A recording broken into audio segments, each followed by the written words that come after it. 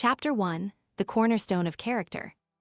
Benjamin Graham, a name that echoes through the halls of finance, also offers a timeless blueprint for wisdom and leadership. His early years in Pennsylvania and later study at the University of Pennsylvania laid the groundwork for a mind that prized prudence, observation, and an unwavering commitment to ethical standards.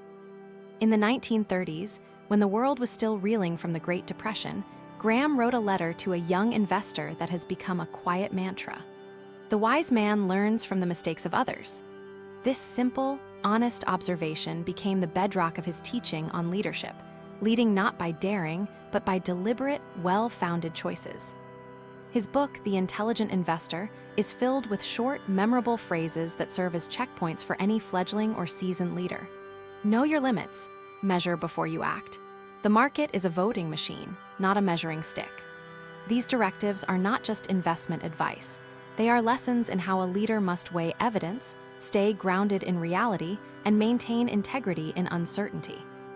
A powerful story comes from a young broker who followed one of Graham's rules.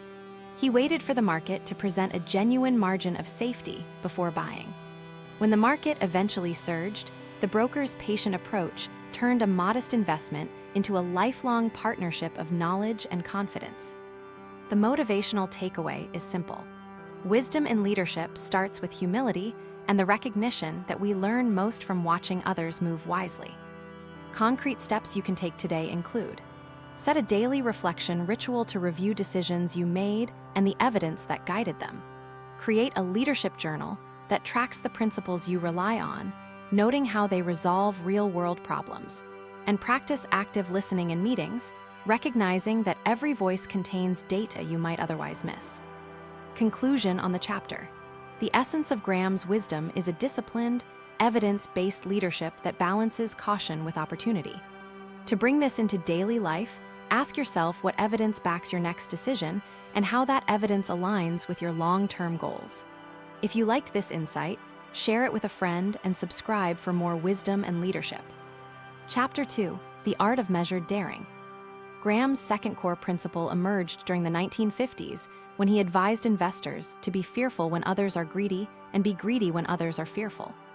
This counterintuitive stance is a practical lesson about timing, courage, and stewardship. Leadership demands that you sometimes step against the tide, but only after you have gathered enough data and assessed how that move will fit into a larger strategy. A vivid example comes from Graham's own partnership with Warren Abbott, a young hedge fund manager who turned the early 20th century into a thriving empire. Abbott applied Graham's rule by buying companies at a fraction of what the market valued them, insisting that the price paid was far less than the intrinsic value. Because the team believed the data, they outperformed even the most optimistic predictions. This partnership shows how measured daring, underpinned by rigorous analysis, leads to sustainable growth. You can practice measured daring in everyday life by first mapping out a range of possible outcomes, then choosing the path with the highest probability of long-term benefit.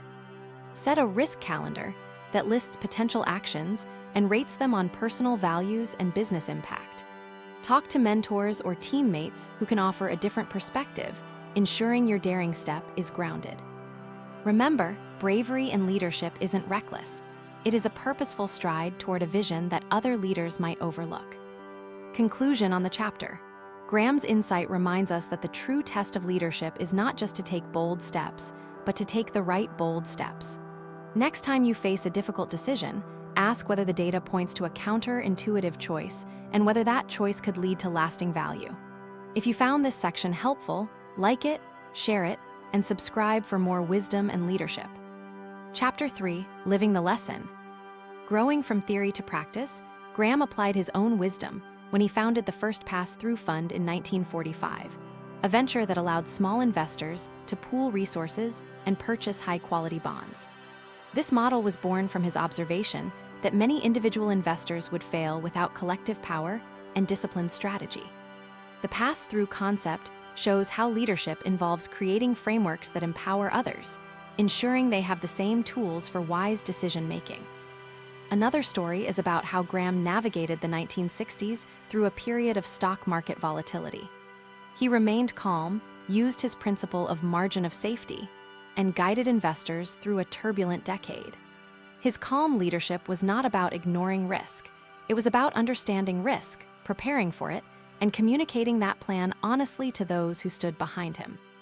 To implement these stories into personal growth, design an action plan that mirrors Graham's framework. Choose a project, identify the key metrics that define success, create a clear safety net, and share the metrics openly with stakeholders. Establish a routine of checking these metrics daily, adjusting only when the data tells you the risk level has shifted. Conclusion on the chapter. Living the lesson means turning principles into practices that lift the people around you. When you are designing your next project, ask whether it contains a built-in margin of safety and how you will communicate that safety to your team. If this resonates, share it, like it, and subscribe for more wisdom and leadership. Chapter 4, Leading Forward. Graham's wisdom adapts gracefully to the modern age. His focus on intrinsic value, discipline, and information transparency aligns with today's push for data-driven, ethical business practices.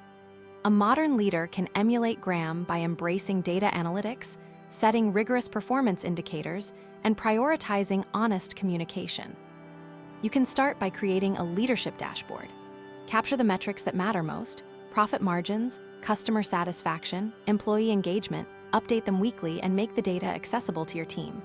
The transparency ensures everyone sees the same facts, reducing subjective bias. Next, practice value-first thinking.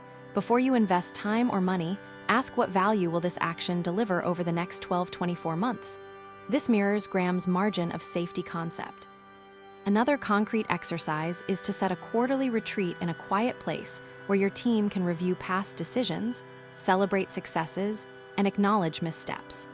Encourage each member to note what data influenced their choices and how that led to tangible outcomes. This habit of reflective learning creates a culture that values wisdom as a continuous journey rather than a fixed title. Conclusion on the chapter. The bridge between past and present leadership is built on disciplined thinking, transparency, and a relentless pursuit of value. How will you apply a data-driven, value-first approach in your next major decision? If you found this useful, like it, share it, and subscribe for more wisdom and leadership.